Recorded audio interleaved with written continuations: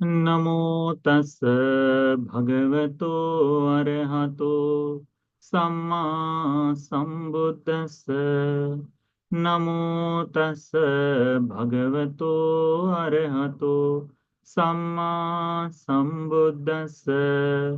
नमो तस् भगवतो अरहतो सम्मा सम्बुद्दस्स।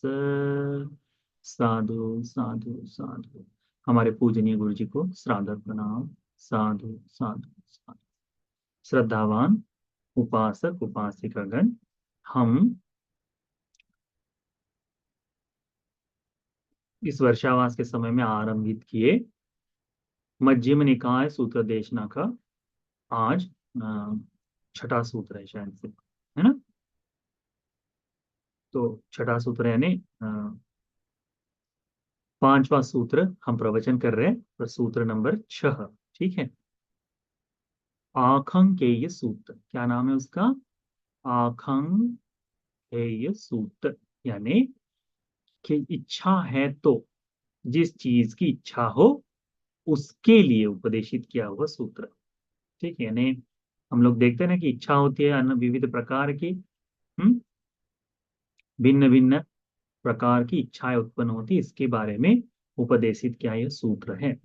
इस सूत्र का सारांश बहुत सिंपल है, और यदि हम इसे समझ ले, इसके मर्म को समझ ले, तो धर्म की साधना करने में बड़ी ही सहायता होगी। सूत्र इस प्रकार से आरंभित होता है। एवं में सुतं एकं समयं भगवान सावत्यं विहरति जेतवने अनाथ पिंडिकस्य आरामे। ऐसा मैंने सुना है कि एक समय भगवान बुद्ध जी श्रावस्ती के जेतवन में अनाथ पिंडिक के द्वारा पूजित किए गए जेतवन नाम के विहार में आराम में विराजमान थे। तत्र को भगवान भिक्षु आमंतेसी। तो उस समय भगवान ने भिक्षुओं को संबोधित किया। क्या कहा? भिक्षवोति, भिक्षुओं आओ। भगवान के समय में बड़ा ही सुंदर समय हुआ करता था। प्रातः में भगवान बुद्ध जी उठने के बाद संक्रमण साधना आदि, ध्यान साधना आदि संपूर्ण करने के बाद जिस भिक्षाटन के लिए चलते थे, भिक्षाटन हो जाने के बाद फिर दिवा विहार के लिए भोजन आदि समाप्त कर, दिवा विहार दोपहर के विहार विहार होने के बाद सांध्य समय में, शाम के समय में जब भिक्षु लोग इकट्ठा होते थे सभागार में, तब भगवान बुद्ध जी जहाँ बैठे हो वहां चले जाते थे, या फिर गंधकुटी के बाहर या गंधकुटी के नजदीक में धर्म चर्चा का हॉल या फिर एक खुली जगह हुआ करती थी, जहां अक्सर भगवान बुद्ध जी धर्म का उपदेश किया करते थे। तो जब भिक्षु लोग बैठे हैं, तो भगवान बुद्ध जी भिक्षुओं को ही भिक्षु कर कर संबोधित करते थे, और भगवान भंते जी लोग जो हैं भदंत कहकर भगवान बुद्ध जी की बातों को, भगवान बुद्ध जी के कहे निमंत्रण को स्वीकार करते थे। भदंते तिते भिक्खु भगवतो पच्चसो। तब भगवान भिक्षुओं ने भगवान को भदंत कहा, और उस तरह से उन्होंने प्रत्युत्तर दिया। तब भगवान एतदवोच, तब भगवान बुद्ध जी ने इस तरह से भिक्षुओं को कहा। ये उपदेश जो है भगवान ने भिक्षुओं को दिया है। अब हम अधिकांश जो उपदेश भिक्षुओं को दिया है, उस उपदेश को भी अपने जीवन में शामिल करते हैं, है ना। जैसे जैसे भगवान ने भिक्षुओं को जो जो कार्य बताए हैं, वो हम करने के लिए कोशिश करते हैं, क्योंकि भगवान ने ऐसा किसी तरह से अलग अलग करके, भिन्न भिन्न करके, कि ये धर्म केवल उपासकों के लिए है, ये केवल उपासिकाओं के लिए है, ये केवल भिक्षुनियों के लिए, केवल भिक्षुओं के लिए, ऐसा उपदेश नहीं दिया है। भगवान बुद्ध जी ने मुक्ति पथ के लिए, निर्वाण मार्ग के लिए सबको एक सा उत्तर दिया है, एक सा धर्म का उपदेश दिया है। तो जो उस समय भगवान बुद्ध जी के सामने भिक्षुगण खड़े हैं, तो भिक्षुओं को भगवान ने उपदेश दिया। भिक्षुनियां हैं, तो भिक्षुनियों को तो अक्सर कुछ दो तीन वार्तालाप में आता है, भिक्षुनी वर्ग करके है, हम इसी मध्यम निकाय में देखेंगे। गृहपति लोग जो है, तो गृहस्थों के गृहपति लोगों को जो उपदेश दिया, तो उसमें गृहपति करके आता है, वो धर्म चर्चा के स्वरूप में, धर्म देशना के स्वरूप में आता है।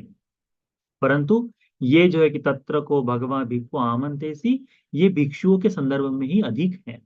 तो भगवान ने बहुतांश उपदेश इस तरह से दिया है। तो ये उपदेश भगवान कहते हैं भिक्षुओं को, तो ये भिक्षुओं को होने के साथ साथ यह भिक्षुनियों के लिए भी उतना ही लाभदायी है, उपासक और उपासिकाओं के लिए भी लाभदायी है। तो इसीलिए धर्म का कोई भी भाग आप नहीं सुन सकते, नहीं जान सकते, ऐसा नहीं है। धर्म संपूर्णता सभी के लिए विवृत्त है, खुला है, पर उसके लिए आपको खुला दिमाग चाहिए, है ना। यानी बंदिस्त होकर नहीं जाना चाहिए। जैसे प्रातिमोक्ष का उपदेश हो गया, विनय हो गया। तो विनय में कुछ ऐसी बातें हैं जिसके बारे में उपासकों ने जानना चाहिए, और कुछ बातें ऐसी जिन्हें उपासकों ने नहीं जानना चाहिए। तो भिक्षुओं के प्रवज्जितों के धर्म होते हैं, वो प्रवज्जित के लिए है, तो वो बातें वो भिक्षु अपने तक रहे। परंतु जहाँ गृहस्थों से समीपता आ जाती है, बातचीत होती है, ऐसे समय में कुछ धर्म ऐसे हैं जो गृहस्थों ने जानना चाहिए, तो वो रखे। परंतु धर्म जो है, भगवान की जो वाणी का उपदेश है, वो सबके लिए सरीखा है, सबके लिए। भिक्षुओं के लिए भी उतना ही लाभदायी है, भिक्षुनियों के लिए भी, उपासकों को और उपासिकाओं के लिए, सबके लिए एक ही धर्म है। ठीक है, इसीलिए भगवान ने कहा है, एकायनो अयं भिक्खवे मग्गो सत्तानं विशुद्धिया।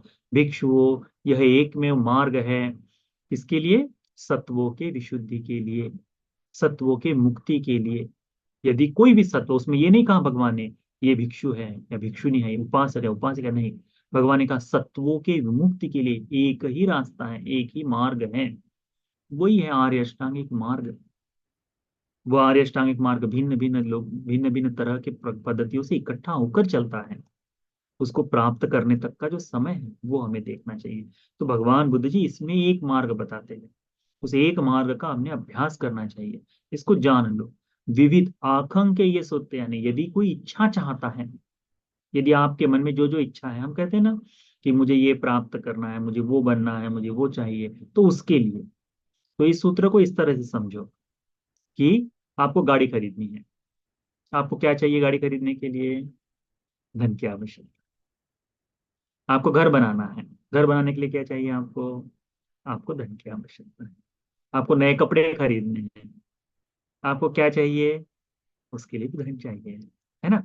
तो भिन्न भिन्न आशाएं हो सकती, भिन्न भिन्न इच्छाएं हैं, परंतु उसके लिए क्या है? मौखिक स्वरूप से, मूलिक स्वरूप से एक धर्म की आवश्यकता है। उसी तरह का भगवान ने इस धर्म को इसमें उपदेशित किया है। कैसे बताते हैं भगवान बुद्ध जी भिक्षुओं को? संपन्न शीला भिक्खवे विहरथ, संपन्न पाति मुखा। भिक्षुओं, शील संपन्न बनो। क्या कहते हैं भगवान? शील संपन्न भिक्खवे, शील संपन्न हो भिक्षु, भिक्षु शील संपन्न बनो। विहरत संपन्न पाति मुखा, प्रातिमोक्ष के शीलों से, प्रातिमोक्ष के जो शील है, इनसे युक्त होकर आप लोग विहरण करो। विहरत का मतलब होता है विहरण करना, निवास करना, चलना फिरना, है ना। तो आ, उसको ध्यान में रखो, विहरत का मतलब होता है विहरण करना। तो संपन्न पाति मुखा, प्राति मोक्ष के शील के साथ साथ, जैसे आप लोग पंचशील को धारण किए, तो क्या है वो पंचशील? आरंभ में पंचशील उसको कहते हैं, है ना। सामनेर शील है तो सामनेर शिक्षापद कहते हैं उसको। आजीवन अष्टमक सील होते हैं, अष्टमक सील जो होते हैं आजीवक, आजीवन के लिए, अनागारिक के लिए वो पालन किए जाते हैं, है ना। आ, उपोसत के 8 शील होते हैं, वो उपोसत के सील हो गए। आजीवन अष्टमक सील अलग है। तो ये भिन्न भिन्न तरह के हैं। तो भिक्षुओं के लिए प्रातिमोक्ष संवर सील तो वो बताए हैं कि विहरत। तो गृहस्थों के लिए कैसे विहरण करना है? कि आर्यकांते ही, या आर्यकांत शील का पालन करना है, जो आर्यों को प्रश्न, आर्यों को अच्छे लगते हैं, जो भिक्षुओं को, अरहंत मुनिगणों को रुचिकर लगते हैं, ऐसे शीलों का पालन करना है आप लोगों को। फिर भगवान कहते हैं पाति मुख संवर संगुत्तो विहरत आचार गोचर संपन्ना। भगवान कहते हैं कि इस तरह से प्रातिमोक्ष के शील को धारण कर अपने जीवन को संवरित बनाकर, संवर के साथ विहरण करो। आचार गोचर संपन्ना, क्या करणीय है, क्या नहीं करना चाहिए, किस तरह से अपने जीवन को ढालना चाहिए, किस तरह का धर्म भिक्षुओं के लिए है, वह देखकर, जानकर, अनुमत्तेषु वज्जेषु भयदस्साविनो, अनुमात्र गलती के लिए, छोटी से छोटी गलती क्यों न हो, छोटी से छोटी कोई दोष क्यों न हो, इसके लिए भयदस्सावी, कि अरे मुझसे ये पाप न हो जाए। अनुमत्तेषु वज्जेषु भयदस्साविनो, कैसे जीवन जीना है? तो प्रातिमोक्ष के शील का पालन करते हुए अपने जीवन को संयमित बनाकर, संयम के साथ अनुमात्र छोटे से छोटी गलतियों में भय देखना है। समझ रहे हैं? भय किस चीज का होना चाहिए? भूतों का नहीं। भय चीज किस चीज का होना चाहिए? बाकी चीजों का नहीं। भय किस चीज का होना चाहिए? कि मुझसे कोई गलती ना हो जाए। अनुमात्र छोटे से छोटी छोटी सी भी गलती मेरे से ना हो जाए, इसके लिए डर देखने वाला भिक्षु होना चाहिए।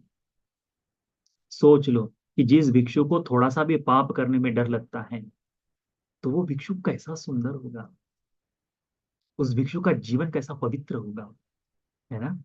छोटी सी भी पाप करने में है।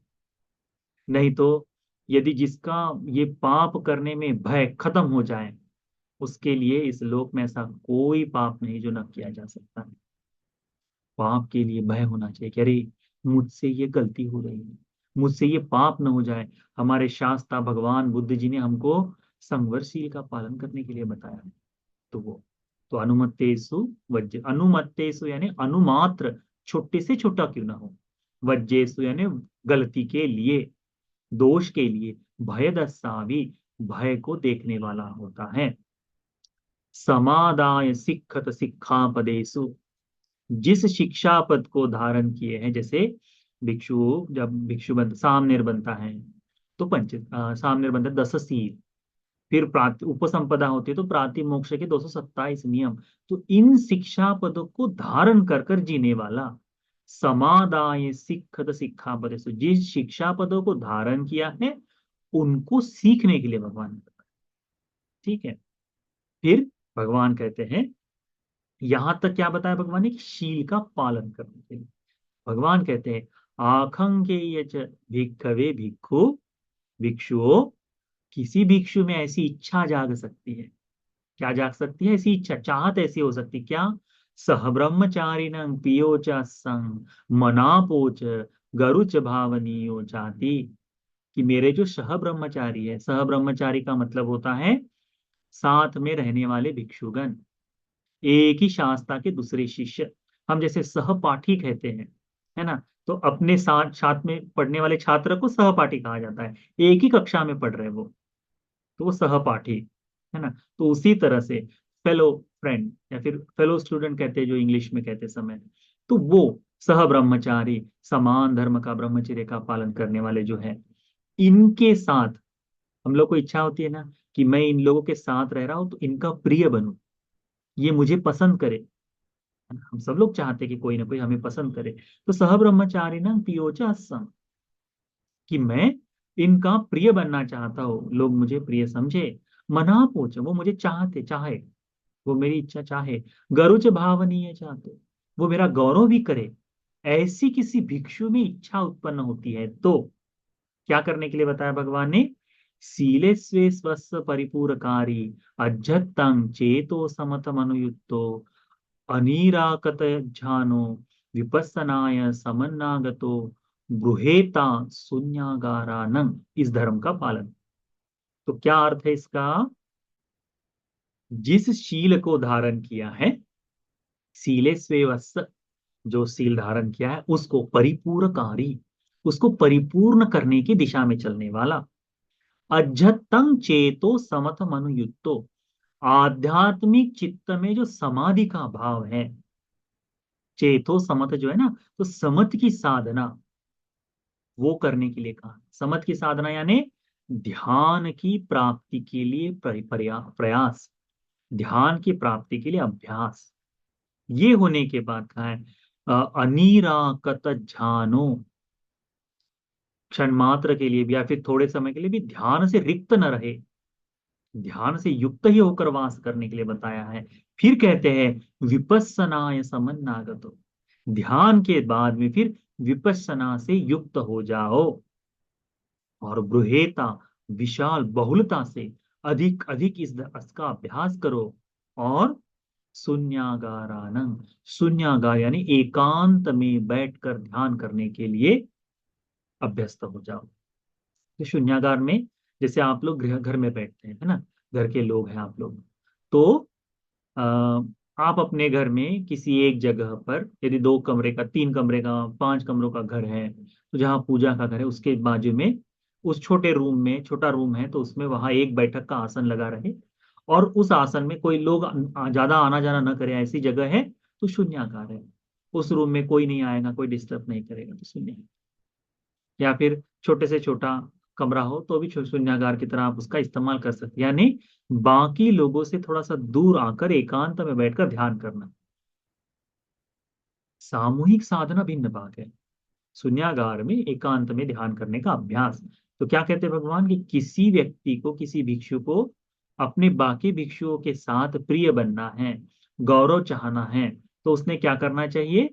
इस तरह से सील का पालन करते हुए, धर्म का अभ्यास करते हुए, समत साधना के लिए मन की चित्त की एकाग्रता करके, विपස්සना का अभ्यास करते हुए शून्यागार में एकांत में ध्यान साधना के लिए उसने कोशिश करनी चाहिए। ये समझ में आ गया? तो ये है पहला बात, इसको ध्यान में रखो। तो हमने जैसे जैसे बताया कि बहुत सी भिन्न भिन्न इच्छाएं हैं, एक ही मार्ग है। फिर भगवान कहते हैं कि यदि आकांक्षेय चे भिक्खवे भिक्खु लाभी असंग चीवर पिंडपात सेनासन गिलान पच्चे भेषज परखारानंती। भगवान कहते हैं कि कोई भिक्षु चाहता है कि मुझे चीवर मिले, भिक्षा मिले, सेनासन मिले, मुझे बीमार पड़ने पर गिलान यानी दवाई आदि से उपस्थान करने वाला कोई मिले, तो उसके लिए भी क्या करना है भिक्षु? उसके लिए भी शील का पालन करना है, समत साधना में लगे रहना है, और विपස්සना का अभ्यास कर, ध्यान को बढ़ाकर विपස්සना का अभ्यास कर शून्यागार का अभ्यास कर। उसके बाद में कहते हैं यदि कोई भिक्षु चाहता है कि जो मुझे दान दे रहे हैं, क्या क्या दान दे रहे हैं? तो लोग मुझे क्या दे रहे हैं? तो पिंडपात, भोजन दान दे रहे हैं। लोग मुझे चीवर दान दे रहे हैं, लोग मुझे रहने के लिए व्यवस्था दान दे रहे हैं, लोग मुझे दवाई आदि उपयुक्त करा रहे हैं, उपलब्ध करा रहे हैं। तो ऐसे समय में इन लोगों का इन लोगों का पुण्य बढ़े। तेसं ते कारा महफलाच अस्सु महानिसंसाति। इन लोगों का पुण्य बढ़े। जैसे आप लोग देते हैं, आप दान देते हैं, तो भगवान ने दक्षिणा विभंग सूत्र में एक जगह बताया है कि अ, शीलवान व्यक्ति शीलवान को दान देता है, ठीक है, धम्मेन लद्दे सुप्रसन्न चित्तो, धर्म से अधिक, धर्म से बढ़ाकर प्रसन्न चित्त से, अभिसद्धं कम्म फलं मुलार, प्रसन्न चित्त से कर्म फल पर विश्वास कर कर दान देता है। तंग वे दानं महाफलं तिब्रूहि, ऐसा दान महाफलदायी होता है करके भगवान ने बताया है। तो किसे दान दे रहे हैं? शीलवान व्यक्ति को दान। कौन दान दे रहा है? तो शीलवान व्यक्ति दान दे रहा है। कैसे दान दे रहा है? कि धर्म का चिंतन कर कर परिश्रम से अर्जित किया हुआ हिस्सा कर्म फल पर विश्वास कर कर दान दे रहा है ना? तो यदि कोई भिक्षु कहे, चाहता है, क्योंकि जैसे आप दान देते हैं तो आपके दिए दान का कर्ज किस पर चढ़ता है? भिक्षुओं को कर्ज, भिक्षुओं पर चढ़ता है। भगवान ने कहा है कि मुफ्त का भोजन मत करो करके कहा है भगवान ने। भिक्षु मुफ्त क्या, पिंड पिंड लेने के लिए नहीं कहा है भगवान। भगवान ने कहा है कि भिक्षु, यदि आप क्षण भर के लिए गृहस्थ के ऊपर मैत्री का चित्त जगाते हैं, मैत्री करते हैं उनके लिए जिन्होंने भोजन दिया है, इतने मात्र से आपका उनका उनका जो भोजन दान देने से आपके ऊपर जो कर्ज हुआ है, वो कर्ज चुकता हो जाएगा। यानी क्या कर रहे हैं बता रहे हैं कि भगवान कह रहे हैं कि अभ्यास के, धर्म के अभ्यास से ही उनका पुण्य। तो फिर यदि कोई भिक्षु चाहता है कि जो लोग मुझे दान दे रहे उनका बड़ा पुण्य हो, उन्हें अधिक पुण्य की प्राप्ति हो, तो उसने क्या करना चाहिए? भिक्षु ने करना चाहिए क्या? कि शील को परिपूर्ण करना चाहिए, आध्यात्मिक चित्त समाधि के लिए अभ्यास करना चाहिए, ध्यान लाभी होना चाहिए, विपස්සना का अभ्यास करना चाहिए, और एकांत में शून्यागार में रहने का ध्यान अभ्यासी होना चाहिए। फिर कहते हैं आकांक्षे ये च भिक्खवे भिक्खु ये मंग ज्ञाति सालोहिता पेता कालंकता प्रसन्न चित्ता अनुसरंती ते संतंग महाफलं अस महानिसंसंति। ये जो मेरे मरे हुए ज्ञातिगण हैं, हम लोग देखते हैं ना, बनते जी लोग आने के बाद या फिर हम लोग जब भी पुण्यानुमोदन करते तो क्या कहते हैं? इदं में ज्ञाति नंग हो तो सुखिता होन्तु ज्ञातो। ये जो मेरे ज्ञाति, इनको ये पुण्य सुख के लिए उपकारी हो जाए। तो अपनी ज्ञातियों को सुख करने के लिए या दूसरों के ज्ञातियों को, जो काल कथित ज्ञातिगण हैं, मृत्यु को प्राप्त हुए, इनको सुख के लिए, इनके इनको प्रसन्न चित्त करने के लिए, इनके लिए कुछ मिले इस आशय से, इनके लिए जो दान दिया गया है, ज्ञातियों के लिए जो दान दिया गया है, यदि महत्फल महानिशंस करना है तो भिक्षु ने क्या करना चाहिए? पुनः शील का पालन करना चाहिए। तो सभी चीजों के लिए क्या है? शील, समाधि, विपස්සना और एकांत, इन इन धर्मों का पालन। भगवान ने कहा है भिक्षु यदि कम्मारामता, भस्सारामता आदि में लगा रहे, या फिर गृहस्थों के बीच में अधिक उठने बैठने वाला हो, तो ऐसा भिक्षु धर्म से च्युत होने में समय नहीं लगता। ऐसा भिक्षु धर्म से जल्दी ही हीन हो जाता है। इसीलिए समय समय पर भिक्षु ने एकांत का अभ्यास करना चाहिए। जो भिक्षु दिन रात गृहस्थों से भिड़ा हुआ है, ऐसा भिक्षु कब ध्यान का अभ्यास कर पाएगा? है ना?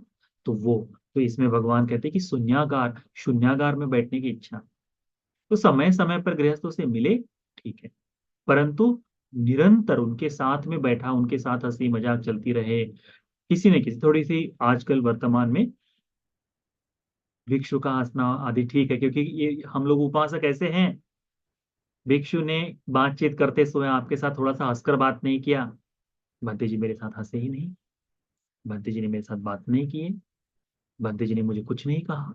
ऐसा कर कर गुस्सा होने वाले लोग देखे हैं आप लोगों ने? देखे हैं ना?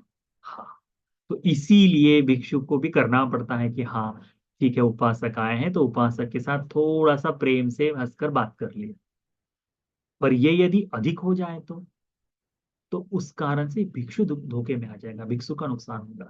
इसीलिए भगवान ने कहा है इसमें भी कि शील से परिपूर्ण होकर, शील को परिपूर्ण करते हुए, समाधि का अभ्यास करते हुए, ध्यान को प्राप्त कर, विपස්සना साधना का अभ्यास करते हुए, शून्यागार के लिए, एकांत में जीवन, एकांत में बैठकर जीवन जीने के लिए इच्छित होना चाहिए। इसको ध्यान में रखो।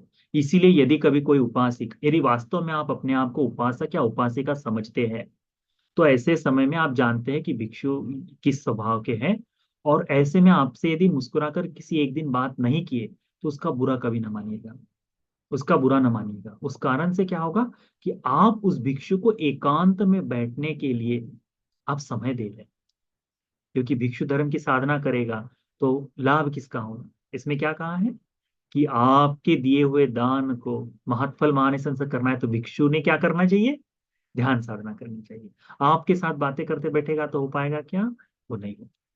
परंतु कई होता है ना विहारों में, जैसे 10 आधे भिक्षु है, 5 भिक्षु है, 6 भिक्षु है, तो उन सब में एक भिक्षु की जिम्मेदारी होती है कि गृहस्थों से दान आदि लेकर, गृहस्थों से बातचीत करके उसको करना पड़ता है, संघ की सेवा करनी पड़ती है, संघोपस्थान करना पड़ता है। तो उसके लिए उस भिक्षु को अधिक थोड़ी सी समय दिया जाता है कि आप भिक्षु बातचीत कर सकते हैं। तो वह फिर धीरे धीरे भगवान बुद्ध जी इसमें कहते हैं कि अरति रति सहोअस, भिक्षुओं का कभी कभी कई बार होता है, जैसे हमारा भी होता है, गृहस्थों का भी ये होता है कि अरति यानी जो धर्म की साधना कर रहे हैं उसमें मन नहीं लगता, तो अरति जाग जाती है। जैसे अभी ध्यान साधना कर रहे रोज रोज का ध्यान आज नहीं करूंगा, इस तरह का भाव जागता है कि नहीं? कई बार रोज रोज एक ही बात। तो कल भी भैया ने बुलाया कि इस कार्यक्रम में आ जाओ, ऑनलाइन इसमें भी आ जाओ, इसमें भी आ जाओ, रोज रोज कर रहा हूँ, आज छुट्टी मार लेते हैं। फिर एक दिन छुट्टी हो गई, हाँ कोई फर्क तो नहीं पड़ता, तो 10 दिन छुट्टी हो जाए। तो ये क्या हो गया कि जिस साधना में, जिस कार्य में जुड़े थे उसमें क्या हो गई?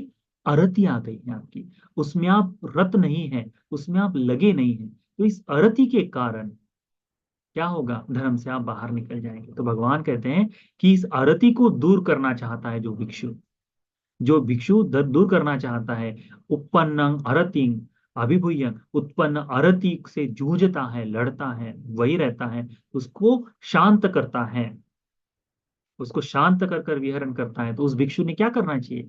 उसको दूर करना है। यदि रति, अरति को दूर करना है, उसको धर्म शासन में रत होना है, तो करना क्या पड़ेगा? शील का पालन, समत का अभ्यास, विपස්සना का अभ्यास और एकांत चिंतन का, शून्यागार में एकांत में रहने का अभ्यास करना होगा। सारिपुत्र बंते जी कहते हैं इस लोक में सबसे दुर्लभ कुछ है, सबसे दुर्लभ, यानी रत्न हो जाए, मूल्यवान वस्तु हो जाए, इन सब में सबसे दुर्लभ है प्रवंचित होना। घर बार छोड़कर संन्यास लेना सबसे कठिन काम है, सबसे कठिन काम। आप देखो ना, दुनिया भर में भिक्षा मांगने वाले भिखारी लोग हैं, परंतु उन्हें यदि कहे कि देखो आप भीख ही तो मांग रहे हैं, एक काम करो आप भिक्षु बन जाओ, तो क्या कहेंगे? नहीं रे बाबा, हमसे नहीं होगा ये। क्यों? क्योंकि ब्रह्मचारी रहना पड़ेगा। तो फिर नियम के अनुसार उठना है, नियम के अनुसार बैठना है, नियम के अनुसार जीवन जीना है। दूसरों का भोजन खाकर खुद के ऊपर कर्ज बढ़ा के उस कर्ज को चुकाने का अभ्यास करना पड़ेगा, कठिन काम है। मुक्ति की साधना में लगना पड़ेगा, कठिन काम है। इसीलिए क्या कहते हैं, इसीलिए कहा जाता है कि, इसीलिए कहा जाता है कि भिक्षु बनना, सारिपुत्र बंदे जी की भिक्षु बनना सबसे कठिन कार्य है। फिर फिर सारिपुत्र बंदे जी कहते हैं कि भिक्षु के लिए सबसे कठिन काम क्या है? बने हुए भिक्षु के लिए सबसे कठिन कार्य है, जिस भिक्षु भाव में है उसमें रति लगाना, उसमें लगे हुए रहना, ये सबसे कठिन काम है। तो आप देखो, सन्यासी क्यों ना हो जाए, ये साधु संत सन्यासी लोग जो हैं, इनमें भी देखो, भिक्षुओं में भी देखो, भिक्षु जीवन के कुछ साल बहुत सुंदर बीतते हैं, पर कुछ समय के बाद फिर भिन्न भिन्न तरह के आलम आ जाते हैं, भिन्न भिन्न की तरह के उपक्रम। तो फिर वो भिक्षु उसी में आनंद लेता है, कैसे में? कि परित्राण का आनंद है, तो वो परित्राण पूजा पाठ में लगा रह जाएगा। क्यों? क्योंकि ध्यान साधना से थोड़ा सा परे है। परित्राण करना ठीक है, अच्छी बात है, परंतु खोज खोज कर दसियों बार बोलकर, उपासिका तुम्हारे घर में बहुत दिनों से परित्राण नहीं हुआ, अरे तुमने बुलाया नहीं, इस तरह से जो कहना है, करुणा से है तो ठीक है, परंतु उस कारण से अपना लाभ पाना चाहता है, तो वो क्या हो जाएगा? तो वो शासन में रति के लिए, एकांत में ध्यान साधना के लिए नहीं है। इसीलिए तो ये जो बात है इसको समझना चाहिए कि, फिर कहते हैं भय भैरव सह अस, जब डर लगता है किसी भिक्षु को, एकांत में रह रहा है, जंगल में रह रहा है, एकांत जीवन में भय भय लगता है, हमने पहले भय भैरव सूत्र सुने, उसमें भी यदि भय से लड़ रहा है, भय से जूझ रहा है, तो क्या कहा है? शीलवान बनो, समत का ध्यान का अभ्यास करो, ध्यान लाभी बनो, विपස්සना का अभ्यास करो और शून्यागार का अभ्यास करो करके भगवान ने कहा है। फिर कहा है कि चार ध्यानों को, ध्यान जो है, प्रथम ध्यान, द्वितीय ध्यान, तृतीय ध्यान, चतुर्थ ध्यान, इन चार ध्यानों को यदि पाना है इसी जीवन में प्राप्त कर कर, बहुत मुश्किल यानी बहुत सरलता से या फिर कठिनाई से प्राप्त किए इन ध्यानों को लाभ लेकर इसको जीवन जीना है, अपने जीवन में लगाना है, तो उसने क्या करना चाहिए? पुनः शील का पालन। उस व्यक्ति के लिए भी शील ही है, उस व्यक्ति के लिए भी ध्यान साधना है, उसके लिए भी है विपස්සना है। फिर कहते हैं कि ये ते संता विमोक्षा, विमोक्ष जो है, मुक्ति के लिए जो है, यानी इससे समय समय पर हम जो परे परे हो जाना है, अतिकम रूपे अरूपा ते कायन पुसित्वा विहरैय, ये विमोख यानी मुक्ति के भाव से रूप के जो यानी रूप ध्यान है, हम जितने भी अभी ध्यान करते हैं ये रूप ध्यान हो गए, इसमें फिर अरूप ध्यान जाते हैं। इस अरूप ध्यान को इस शरीर से स्पर्श करते हुए जीवन जीना चाहता है, तो उस भिक्षु ने क्या करना चाहिए? उस भिक्षु ने इसी तरह ध्यान का अभ्यास करना चाहिए, शीलवान बनना चाहिए, समत समत साधना का अभ्यास करना चाहिए, ध्यान लाभी होना चाहिए, और विपස්සना का अभ्यास कर एकांत चित्त से, यानी इसमें शून्यागार में रहने का अभ्यास करना चाहिए। फिर कहते हैं तीन संयोजनानं परिख्या, तीन संयोजनों को खत्म करना चाहिए। यदि किसी कोई भिक्षु चाहता है, आखं के ये भिक्खवे भिक्खु, यदि कोई भिक्षु चाहता है कि मेरे तीन संयोजन खत्म हो जाए, परिख्या सोतापन्नो अस अविनीत पात धम्मो नियतो संबोधि परायणोति। इसका मतलब क्या हुआ? तीन संयोजनानं परिख्या, तीन संयोजनों के समाप्ति के बाद श्रोतापन्न बनता है। कौन से तीन संयोजन है? तीन संयोजन याद है आप लोगों को? नहीं है? याद कर लो, तीन संयोजन कौन कौन से हैं? सत्काय दिट्ठी, दूसरा है सत्काय दिट्ठी, विचिकिच्छा, और फिर सीलबत परामर्श। कितने हैं? ये तीन संयोजन है, सत्काय दिट्ठी, विचिकिच्छा और सीलबत परामर्श। सत्काय दिट्ठी यानी क्या हो गया? मैं, मेरा, मेरी आत्मा, सभी धर्मों में, आंख में, कान में, नाक, नासिका में, जिह्वा पर, शरीर में और मन में, मैं, मेरा, मेरी आत्मा का भाव, आध्यात्मिक और बाह्य भी, बाहर की भी चीजें, सभी में मैं, मेरा, मेरी आत्मा का भाव। उसके बाद में विचिकिच्छा या सीलबद्ध परामर्श पकड़ो। सीलबद्ध परामर्श, मेरे तो सील, अब 9 दिन थे, नवरात्र बैठी है ना, आप देखो आप ही के पास में, बिल्कुल बगैर चप्पल के मैं निराहार जीवन जीऊंगा, जीऊंगी करके है लोग। ये क्या हो गए? ये मेरा शील है। तो वो क्या हो गया? सीलबद्ध परामास है। उसके बाद में मैं तो शाकाहारी हूँ, है ना, मैं तो बिल्कुल नहीं रे बाबा, देखा है आप लोगों ने, पर कहने के लिए केवल है। दवाइयों में जितनी दवाई है सब में खा ही रहा है।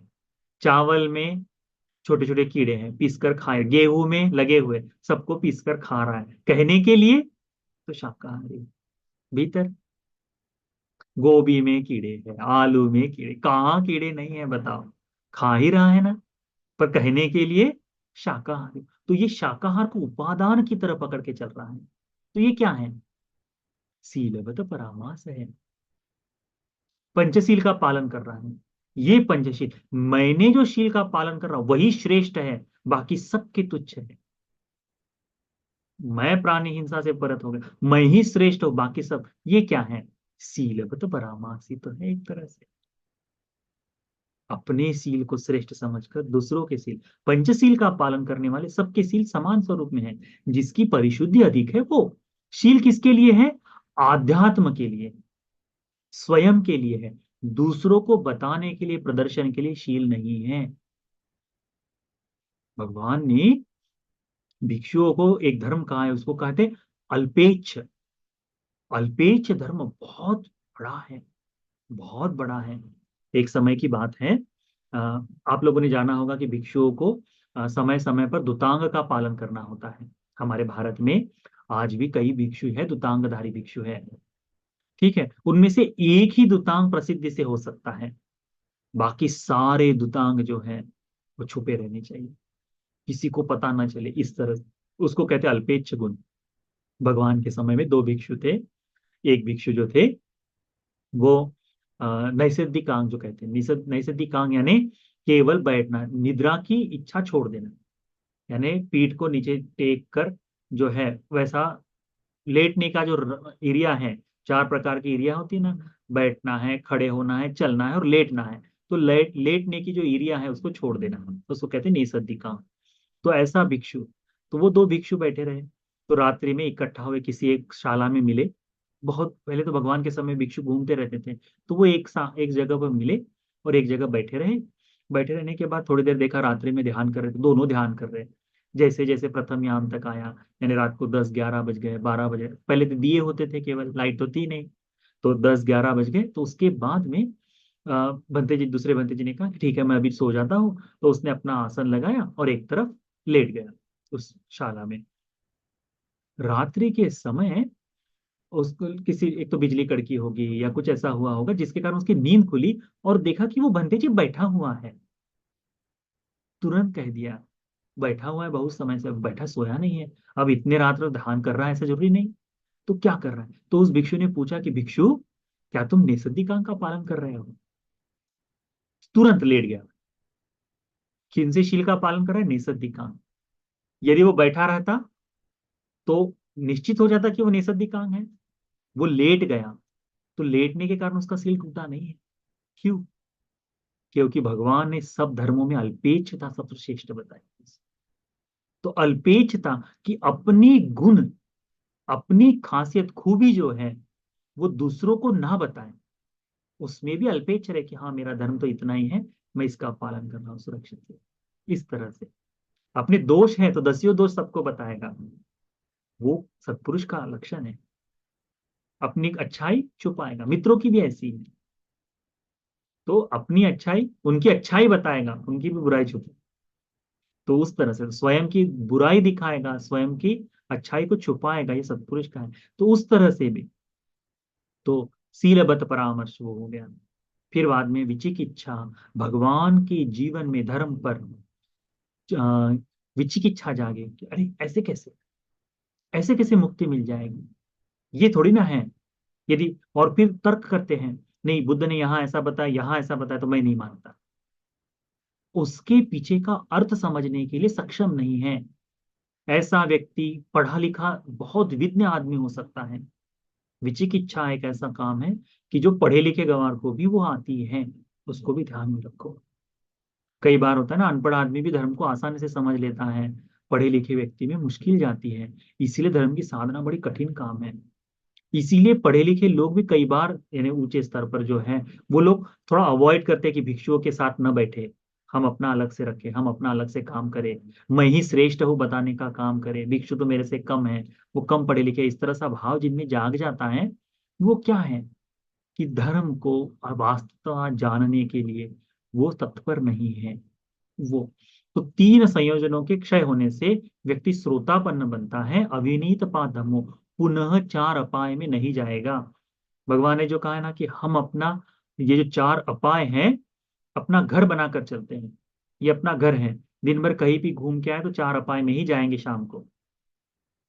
जैसे दिन भर कहीं भी घूम के आए तो घर वापस आएंगे लौट कर, वैसे ही। तो यदि किसी को ये बनना है, ये चाहता है कोई व्यक्ति कि मैं श्रोतापन्न बनूं, तो उसने भी इसी धर्म का पालन करना है। फिर कहते हैं कि तीनों संयोजनों को पूर्ण खत्म कर कर राग और द्वेष मोह को कम कर देता है। कम करने के का तनुत्ता सकतागामी, तो सकतागामी बनता है। इसके लिए भी क्या करना है, इन्हीं धर्म का पालन करना है। फिर कहते हैं कि पांच और भाग्य संयोजन जो है, बाहरी जो संयोजन है, इनको इनको क्षय कर कर औपपातिक बनकर ब्रह्मलोक में जाकर अनागामी बनकर वहां अरहत बनने के लिए, परिनिर्वाण को प्राप्त करने के लिए भी भिक्षु ने क्या करना है, तो उसने भी शील को पालन करना है, समाधि का अभ्यास करना है, ध्यान लाभी होना है, विपश्यना का अभ्यास करना है, और एकांत में शून्यागार में बैठने की इच्छा रखनी है। फिर भगवान कहते हैं कि यदि कोई भिक्षु चाहता है कि मैं अनेक तरह की रिद्धियां दिखाऊं, अलग अलग प्रकार की रिद्धियां दिखाओ, तो जैसे एक होकर अनेक हो जाना, अनेक से एक हो जाना, है ना, गायब हो जाना, प्रकट हो जाना, दीवालों में, ये दीवालों से पहाड़ों के बीच में से बिल्कुल आर पार निकल जाना, जैसे हम आकाश जैसे निकलते हैं, आकाश में उड़ते पंछियों की तरह उड़ते चले जाना, धरती के अंदर पानी में जैसे डूबते हैं गोते लगाते हैं वैसे डूबना चलना, पानी के ऊपर चलने का भाव जो है, ये जो रिद्धियां हैं, यदि कोई चाहता है कि मैं इस तरह की रिद्धियों को प्राप्त करूं, तो उसके लिए भी यही धर्म है। फिर कहा है दिव्याय सोत धातुया, दिव्य स्रोत को प्राप्त करने की इच्छा है किसी भिक्षु में, कि वह अतिक्रांत मानुष किया, मानुषिकाय उभो सद्य सुने, मनुष्य को सुनने में आने वाले शब्दों से परे जो दिव्य शब्द हैं, दूसरों के शब्द है, वो सुनने को मिले, ऐसा कोई ध्यान चाहता है, तो उसके लिए भी उसे इसी तरह का अभ्यास करना होगा।